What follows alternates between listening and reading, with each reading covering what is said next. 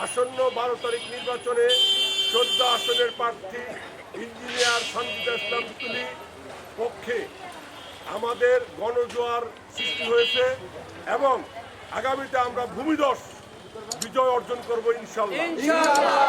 আমাদের মহিলা নেত্রী এবং 300 আসনের ভিতরে একমাত্র বিএনপি মহিলা আসন দিতে পেরেছে, আর তারা দিতে পারে নাই।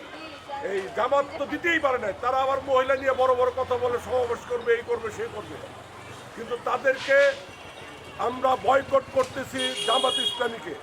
তারা 71-এর রাজাকার, তারা 71-এর মা বোনদের ইজ্জত লুণ্ঠনকারী। তাদেরকে আবার জনগণ ভালোভাবে দেখবে সেটা আমরা চাই না। আমরা চাই যে তাদেরকে বয়কট করা হোক। তাদেরকে বয়কট মাধ্যমে আমরা আমাদের এই কর্মসূচিগুলা পালন করতেছি। তারা হিংসাত্মক আচরণ করতেছে।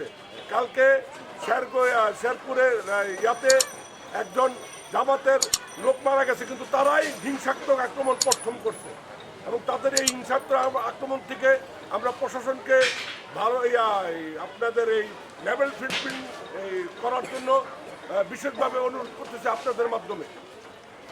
আমরা এলাকা এলাকায় তুলির জন্য গণসংযোগ করতেছি এবং 12 তারিখের আগ পর্যন্ত আমরা ইনশাল্লাহ করে যাব এবং তুলিকে বিপুল ভোটে বিজয় করে নিয়ে আসবো ইনশাল্লাহ। জিন্দাবাদ। দারুণকার অহংকার তারেক রহমান, সাবেক ভবিষ্যতের প্রধানমন্ত্রী জিন্দাবাদ। জিয়া রহমান অমর হোক, খালেদা জিয়া অমর হোক। আসসালামু আলাইকুম। আমাদের যে 7 নম্বর ওয়ার্ড, 11, 12, 14 আসনের যতগুলো ওয়ার্ড আছে সবগুলিতেই আমাদের সঞ্জিতা ইসলাম তুলি আপু ইঞ্জিনিয়ার ওনার ব্যাপক প্রচারণা হচ্ছে এবং আমরা আশা করি বাংলাদেশে যতগুলি 300 আসনের মধ্যে সবচেয়ে বেশি ভোট পেয়ে এখানে উনি বিজয়ী হবেন ইনশাআল্লাহ। উনি গুম খুনের বিরুদ্ধে যেই এবং সরকারের যে চাপে রাখছিল, এই জন্য আশা করি যে ওনাকে সবাই ভোট দিয়ে জয়যুক্ত করবে এবং বাংলাদেশে একটা রেকর্ড সৃষ্টি করবে এই ইঞ্জিনিয়ার সঞ্জিতা ইনশাআল্লাহ।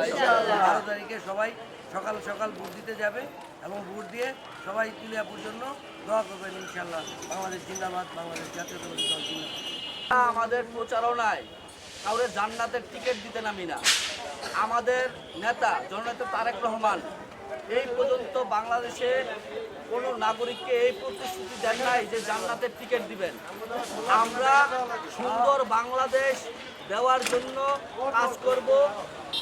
ভবিষ্যতে এক বাসযোগ্য বাংলাদেশ গড়ার প্রত্যয় নিয়ে জননেতা জনাব তারেক রহমান বলেছেন, উই হ্যাভ এ প্ল্যান।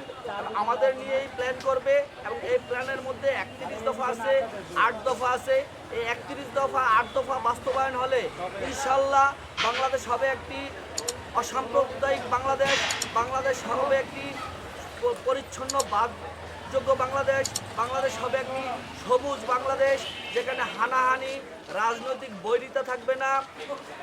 শিল্প বিপ্লব ঘটবে, খেলাধুলায় উন্নত হবে, চিকিৎসায় উন্নত হবে আপনার সামাজিক যে ভ্রাতৃত্বের বন্ধন আমাদের সমাজে সেটাই সুপ্রতিষ্ঠিত হবে। এবং ওনারা নারী নারী বলে যে চিল্লায়, 300 আসনে একটা নারী ক্যান্ডিডেট দিতে পারে নাই। ঠিক আছে, আমাদের নেতা তারা কথায় কথায় মুনাফিকি করে, বন্ধ কথাবার্তা বলে। ইনশাল্লাহ তাদেরকে মানুষ চিনে ফেলেছে। 12ই ফেব্রুয়ারি সারা বাংলাদেশে এই মুনাফেক, এই ভণ্ডদের প্রতিহত করবে ব্যালটের মাধ্যমে ইনশাল্লাহ।